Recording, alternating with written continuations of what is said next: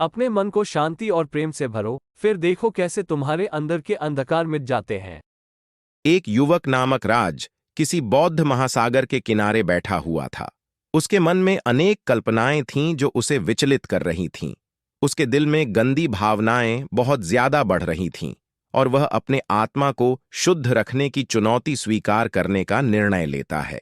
राज ने अपनी मुसीबत गुरुकुल के एक बौद्ध भिक्षु से साझा की। भिक्षु ने राज को एक कहानी सुनाई जो उसकी सोच को बदल देने में मदद कर सकती थी।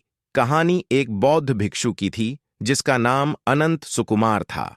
वह भिक्षु अपने शिष्यों को शिक्षा देने के लिए अनेक गांवों में यात्रा करता रहता था। एक बार अनंत सुकुमार गांव के पुराने वृद्ध राजा के यहां गए।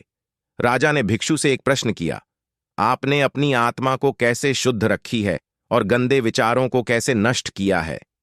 भिक्षु ने मुस्कुराते हुए कहा, राजा, मैंने एक तकनीक सीखी है जो मेरी मदद करती है। जब भी कोई गंदा विचार मेरे मन में उत्पन्न होता है, मैं उसे तबाह कर देता हूं। राजा ने इस तकनीक के बारे में अधिक जानकारी पूछी। तब भिक्षु ने बताया, मैं उस गंदे विचार को अपने मन के एक कोने में सोचता हूं और फिर मैं उसे जला देता हूं। जैसे ही मैं उस विचार को जला देता हूं, वह नष्ट हो जाता है। राजा ने इस तकनीक को सीखने का इरादा किया और भिक्षु से उपदेश प्राप्त किया। वह भी उस तकनीक का अभ्यास करने लगा। कुछ समय बाद राजा ने भिक्षु से मिलकर बताया, यह तकनीक सचमुच मेरी मदद कर रही है।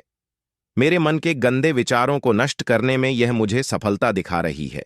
इस कहानी से राज ने सीखा कि गंदे विचारों को नष्ट करने के लिए अद्वितीय तकनीक है, जिसे अपनाकर हम अपने मन को पवित्र और शुद्ध रख सकते हैं।